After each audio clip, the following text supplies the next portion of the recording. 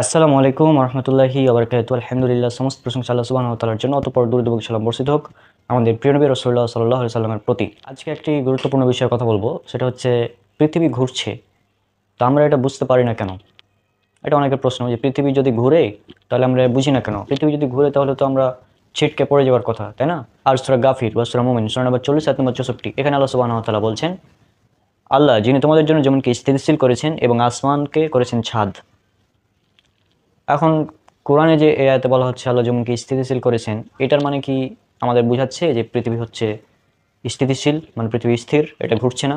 এটা দ্বারা কি এটা বোঝানো হচ্ছে?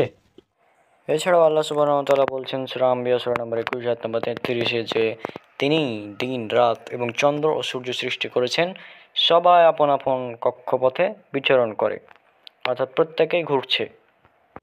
হ্যাঁ, এই বিষয়গুলো আমরা আজকে আলোচনা করব। প্রথম কথা হচ্ছে পৃথিবী ঘুরছে, যেটা আমরা পবিত্র কোরআনের মডার্ন সায়েন্সের প্রায় 53 নাম্বার এপিসোড, যেটা সেখানে আমরা দেখেছিলাম যে আল্লাহ সুবহানাহু ওয়া তাআলা পাহাড়কে পেরেক করেছেন। আল্লাহ পাহাড়কে পেরেক হিসেবে পৃথিবীর উপর স্থাপন করেছেন, যাতে পৃথিবী নড়ে চড়ে না যায়, যেটা আমরা সূরা আম্বিয়া সূরা নম্বর 21 আয়াত নম্বর 31 সেখানে আমরা দেখেছি বিষয়টা। তো পৃথিবী এখানে স্থিতিশীল রাখার উদ্দেশ্য কি? কেন একটা জিনিস যদি স্থির থাকে তাহলে সেটাকে আবার স্থিতিশীল রাখার প্রয়োজনটা কি? পৃথিবী যদি স্থির থাকে তো সেটাকে স্থির রাখার প্রয়োজন কি? যদি সেটা চলমান বা ঘূর্ণায়মান হয় তাহলে সেটাকে স্থিতিশীল রাখতে হবে, প্রয়োজন আছে। কিন্তু একটা জিনিস স্থির, সেটাকে আমার কেন ব্যালেন্স করতে হবে? উদাহরণস্বরূপ আমি যদি সাইকেল বা বাইক চালাই, তো বাইকটা যখন এমনি সাধারণভাবে থাকে তখন কি আমাকে বলতে হবে যে আমি বাইকটিকে স্থির রেখেছি? প্রয়োজন নেই তো। তখন যখন বাইকটা চলবে তখন বাইকের এই ভারসাম্য বজায় রাখার জন্য এটাকে স্থির রাখতে হবে, স্থিতিশীল রাখতে হবে। এই জন্য আমাকে ব্যালেন্স করতে হবে। তা আল্লাহ সুবহানাহু ওয়া তাআলা এখানে বলছেন যে আল্লাহ সুবহানাহু ওয়া তাআলা তোমাদের জন্য জমিনকে স্থিতিশীল করেছেন। সূরা গাফির সূরা নম্বর 40 আয়াত নম্বর 64 আল্লাহ বলছেন আল্লাহ সুবহানাহু ওয়া তাআলা তোমাদের জন্য পৃথিবীকে স্থিতিশীল করেছেন, মানে আমাদের জন্য, আমরা যেন ভালোভাবে থাকতে পারি, অর্থাৎ আমাদের কাছে এটা মনে হবে স্থির, আমাদের জন্য স্থিতিশীল করেছেন। আল্লাহ সুবহানাহু ওয়া তাআলা তিনি কিন্তু বলেনি যে পৃথিবীকে স্থিতিশীল করেছেন। এখানে একটা বিষয় লক্ষ্য করুন, আল্লাহ সুবহানাহু ওয়া তাআলা তিনি কিন্তু বলছেন না যে পৃথিবীকে স্থির করেছেন বা নিশ্চল করেছেন, এটা কিন্তু তিনি বলছেন না। তিনি বলছেন তোমাদের জন্য স্থিতিশীল করেছেন। এখন আমাদের জন্য স্থির মনে হয় পৃথিবীটা, এই জন্যই যদি আপনি দেখেন বাসে যদি উঠেন বা বাসে বা ট্রেনে, তো ট্রেন যখন চলে তখন ট্রেনে যখন আমরা বসে থাকি বা বাসে বসে থাকি তখন আমরা দেখি আমার পাশে বাসে যে বসে আছে সেও স্থির, আমিও স্থির, অর্থাৎ আমাদের কাছে বাসটাকে স্থির মনে হয় ভিতরে। কিন্তু আসলে কি বাসটা স্থির? বাসটা কিন্তু চলমান। তো আমরা বুঝতে পারি বাস চলছে, এটা আমরা বুঝতে পারি, কিন্তু পৃথিবী ঘুরছে এটা বুঝতে পারি না কেন? এবার আসছি, পৃথিবী সূর্যের চারিদিকে ঘুরছে। এবার এই ঘূর্ণনের সাথে পৃথিবী আবার নিজ অক্ষের চারিদিকেও সমবেগে ঘুরছে, যে কারণে পৃথিবীর ঘূর্ণন আমরা টের পাই না। পৃথিবী যে ঘুরছে, পৃথিবীর ঘূর্ণনটাকে বিজ্ঞানীরা লাটিমের মানে ঘূর্ণনের সাথে তুলনা করেছেন। অর্থাৎ লাটিম যেমন নিজ অক্ষের চারিদিকে ঘুরে, পাশাপাশি এভাবে ঘুরে। হ্যাঁ, তো লাটিমের ঘূর্ণনের সাথে বিজ্ঞানীরা এটা তুলনা করেছেন। তো লাটিম ঘুরতে ঘুরতে থেমে যায় কেন? কারণ মাটির ঘর্ষণ বলের প্রভাবে লাটিমটা থেমে যায়, কিন্তু মহাকাশে যেহেতু ঘর্ষণ বল নেই এজন্য পৃথিবী ঘুরতেই আছে, এটা থামছে না। এখন কথা হলো, বিজ্ঞানীরা বলছেন যে পৃথিবী সূর্যের চারিদিকে সেকেন্ডে প্রায় 30 কিলোমিটার বেগে ঘুরছে। হ্যাঁ, এটা সমবেগে ঘুরছে অবশ্য। আবার পৃথিবী নিজ অক্ষের চারিদিকেও 460 কিলোমিটার বেগে ঘুরছে। এখন কথা হচ্ছে যে এত প্রচণ্ড বেগ হওয়া সত্ত্বেও কেন আমরা এই বেগটা বুঝতে পারি না? কেন আমরা এই বেগটা টের পাই না? কেনই বা আমরা এটা বুঝতে পারছি না? কারণটা কি? এখন আপনি যদি ঘূর্ণায়মান কোনো বস্তুর উপর নিজেকে কল্পনা করেন তাহলে আপনার মনে এটা প্রশ্ন রাখাটা স্বাভাবিক যে এত জোরে ঘুরছে তো আমরা বুঝতে পারি না কেন? হ্যাঁ, তো এর প্রথম কারণ হচ্ছে যে পৃথিবী নিজে ঘুরছে, নিজে ঘোরার সাথে সাথে এর পৃষ্ঠে অবস্থিত সকল কিছুই ঘুরছে। যেহেতু পৃথিবী নিজে ঘোরার সাথে সাথে এর পৃষ্ঠে অবস্থিত গাছপালা, পাহাড় পর্বত, নদী নালা, পশু পাখি সহ সকল কিছুই একই বেগে ঘুরছে, এই কারণে আমরা বুঝতে পারছি না যে আসলে আমরা ঘুরছি বা পৃথিবীটা ঘুরছে। এটা একটা কারণ। আরেকটি কারণ হতে পারে আমরা যেহেতু পৃথিবীর তুলনায় অনেক ক্ষুদ্র, অনেক নগণ্য, তো যে কারণে পৃথিবীর ঘূর্ণনটা আমরা বুঝতে পারি না। হ্যাঁ, আমরা যদি বাসের কথাই চিন্তা করি তো বাস তো ছোট অনেক, এজন্য আমরা কিছুটা হলেও বুঝতে পারি। পাশাপাশি মাটিতে ঘর্ষণ বেগ আছে জন্য বুঝতে পারি, যেমন বাস চলছে তো রোডের উপর দিয়ে, রাস্তার উপর দিয়ে, তো রাস্তায় ঘর্ষণ বল আছে। হ্যাঁ, তারপর বাস এটা তো ছোট জিনিস, তারপর আরও বিভিন্ন কারণ আছে যে কারণে আমরা বিষয়টা বুঝতে পারি। এছাড়া বাসের গতি আপ ডাউন করে, এই জন্য আমরা বুঝতে পারি। আর পৃথিবীর বিষয়টা আমরা বুঝতে পারি না কেন? প্রথম কথা হচ্ছে কোনো কিছুর ঘূর্ণন বা গতি বুঝতে হলে আমাদের ঘর্ষণ বল অনুভব করতে হয়। ঘর্ষণ বল যদি থাকে তাহলে আমরা বুঝতে পারবো এই জিনিসটা চলছে। যদি ঘর্ষণ বলই না থাকে তাহলে আমরা বুঝতে পারবো না যে জিনিসটা চলছে। আর পৃথিবী তো মহাশূন্যে ভাসছে, আর মহাশূন্যে তো ঘর্ষণ বল নেই, এই জন্য একটা কারণ যে আমরা বুঝতে পারি না যে পৃথিবী ঘুরছে। এরপর আরও একটি কারণ হতে পারে, পৃথিবী মহাশূন্যে ভাসছে, এখন পৃথিবী কিন্তু মানে গতি যে কমাবার আপ ডাউন করছে বিষয়টা এমন না। পৃথিবী সমবেগে চলছে, সমবেগে গতিশীল। পৃথিবী সমবেগে গতিশীল, আর কোনো কিছু যখন সমবেগে গতিশীল হবে তখন সেটার ঘূর্ণন আমরা অনুভব করতে পারবো না। আপনি যদি দেখতে চান তো চোখ বন্ধ করে লিফটে উঠে যাবেন, গিয়ে দেখবেন লিফট আপ ডাউন যখন করবে, মানে লিফট যখন শুরু হয়ে যখন সমবেগ প্রাপ্ত হবে তারপর থেকে আপনি অনুভব করার চেষ্টা করবেন যে লিফটটা চলছে না স্টপ আছে। আপনি বুঝতে পারবেন না, কারণ লিফট যখন চলা শুরু করবে এবং যখন থামবে তখনই কেবল বুঝতে পারবেন যে লিফটটা চলছে।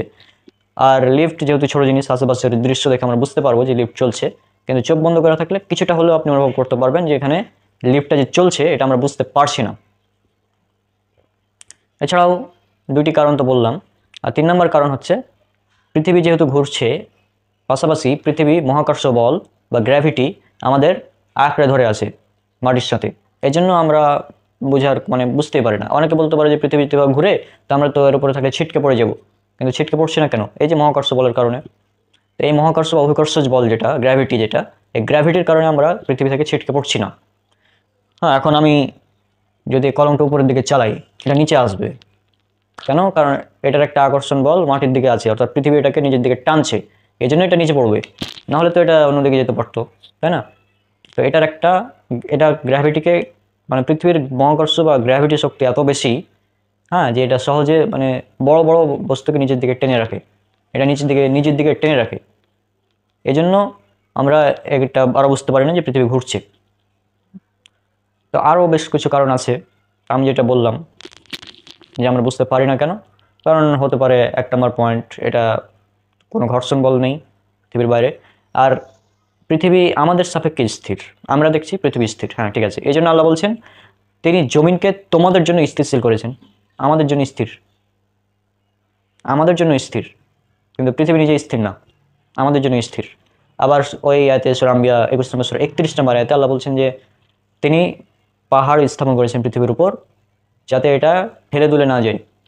অর্থাৎ পৃথিবী যে ঘুরছে তো এটাকে স্থির রাখার জন্য আমাকে মানে আল্লাহ সুবহানাহু ওয়া তাআলা এমন কাজ করেছেন এখানে যাতে বোঝা যায় যে পৃথিবীটা যেন স্থির থাকে।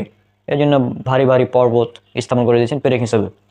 তো এটা পর্বতকে আল্লাহ সুবহানাহু ওয়া তাআলা পেরেক করেছেন, এটা নিয়ে আমরা আলোচনা করেছি গত এপিসোডে, অর্থাৎ Quran and modern science episode number আমরা 53-তে আমরা এটা আলোচনা করেছি বিষয়টা, সেটা আপনারা দেখে নেবেন। তো আমি এখানে সংক্ষিপ্ত করি এবার। পৃথিবী ঘুরছে এটা আমরা বুঝতে পারি না, প্রথম কারণ হচ্ছে মহাকাশে বা মহাশূন্যে ঘর্ষণ বল নেই, আর কোনো কিছু গতি অনুভব করার জন্য ঘর্ষণ বল থাকাটা আবশ্যক, যেহেতু ঘর্ষণ বল নেই আমরা বুঝতে পারি না। 2 নম্বর পয়েন্ট, পৃথিবীর সমবেগে চলছে, পৃথিবীর গতি আপ ডাউন করছে না, পৃথিবীর গতিটা আপ ডাউন করছে না। আপ ডাউন করলে আমরা বুঝতে পারতাম যে হ্যাঁ ঘুরছে, কিন্তু আপ ডাউন করছে না, এটা সমবেগেই চলছে লক্ষ লক্ষ বছর ধরে। 3 নম্বর পয়েন্ট হচ্ছে পৃথিবীর গ্র্যাভিটি, পৃথিবীর গ্র্যাভিটি এই মহাকর্ষ শক্তি বা অভিকর্ষ বল, এই মহাকর্ষ বলের কারণে আমরা বুঝতে পারি না যে পৃথিবীটা আসলে চলছে বা গতিশীল, এটা আমরা বুঝতে পারি না। তো এই 3টি আমার জানামতে এ পর্যন্ত রিসার্চে আমি পেয়েছি যে 3টি কারণ হতে পারে পৃথিবী ঘুরছে, এটা আমরা বুঝতে পারি না এই জন্যই। আর এই জন্য আল্লাহ সুবহানাহু ওয়া তাআলা বলছেন যে সূরা গাফির বা সূরা মুমিন সূরা নম্বর 40 আয়াত নম্বর 64-তে যে আল্লাহ সুবহানাহু ওয়া তাআলা তোমাদের জন্য পৃথিবীকে স্থির করেছেন, আমাদের জন্য স্থির। হ্যাঁ, আমরা যখন বাসের উপরে থাকি তখন বাস আমাদের জন্য স্থির, কিন্তু বাস নিজে কিন্তু স্থির না, চলছে, তাই না? এই জন্য আর শুধু বাস ট্রাক এগুলো না বলে যদি আমরা বড় কোনো উদাহরণ দিই, যদি বড় শিপ যেটা জাহাজ চলে পানির উপর, তো সেটার যদি আমরা উদাহরণ দিই, বড় শিপ যেগুলো রয়েছে, তো সেখানে অনেক বড় বড় যে আপনারা থাকবেন ওখানে ভিতরে থাকলে বুঝতে পারবেন না যে এটা আসলে চলছে। আপনি যে পানির উপরে যখন থাকে তখন যতক্ষণ না আপ ডাউন করবে, অর্থাৎ ঢেউ উপর নিচ না করবে, ততক্ষণ আপনি বুঝতে পারবেন না যে আপনি পানির উপরে আছেন এবং আপনি চলছেন, বোঝা সম্ভব না। হ্যাঁ, যদি সমবেগে থাকে তাহলে তো বোঝা আরও সম্ভব না। আশা করছি আপনারা বিষয়গুলো বুঝতে পেরেছেন। এছাড়াও যেগুলো বুলেট ট্রেন আছে সমবেগে চলে একদম, ওই সমবেগে যখন চলবে তখন আপনারা বুঝতে পারবেন না, খালি যখন স্টার্টিং এবং স্টপ তখন বুঝতে পারবেন। হ্যাঁ, তাই এরকম আরও উদাহরণ দেওয়া যায়। এখন আবার অনেকে বলবে যে পৃথিবী এত জোরে ঘুরছে আমরা বুঝতে পারি না, অথচ হালকা একটু ভূমিকম্প হলেই বুঝতে পারি। তো প্রথম কথা হচ্ছে পৃথিবীর ঘূর্ণন এটা আলাদা জিনিস, আর ভূমিকম্প এটা আলাদা জিনিস। আর পুরো পৃথিবী সব জায়গায় একসাথে ভূমিকম্প হয় না, হয় কোনো স্থানে হয়, কোনো কোনো এলাকায় হয়। আর পৃথিবীর ভূমিকম্প হয় টেকটনিক প্লেটের নড়াচড়ার ফলে, এটা আমরা জানি। তো এই বিষয়গুলো একদম স্পষ্ট। কিন্তু কিছু নাস্তিক অমুসলিম রয়েছে, আর কিছু অতি পণ্ডিত মুসলিমরা রয়েছে, হ্যাঁ, যাদেরকে সুপার বলা হয়, আমি পরেরটা বলছি না। তো এই সুপারগুলো আসলে ইদানিং খুব এগুলো শুরু করেছে যে পৃথিবী স্থির, পৃথিবী সমতল, হ্যাঁ, সূর্য ঘুরে না, সূর্য পৃথিবীর চেয়ে অনেক ছোট, এইগুলো উল্টাপাল্টা নিয়ে আসা শুরু করেছে। মানে এদের কাজ কাম নাই, এগুলোই নাকি আকিদার বিষয়। আজীব ব্যাপার, এগুলো কেন আকিদার বিষয় হতে যাবে? এগুলো সামান্য, এগুলো হচ্ছে সায়েন্সের বিষয়, সায়েন্সের বিষয়কে আকিদার বিষয় বানিয়ে দিচ্ছে। আজীব ব্যাপার। তো আশা করছি আপনারা বিষয়টা বুঝতে পেরেছেন।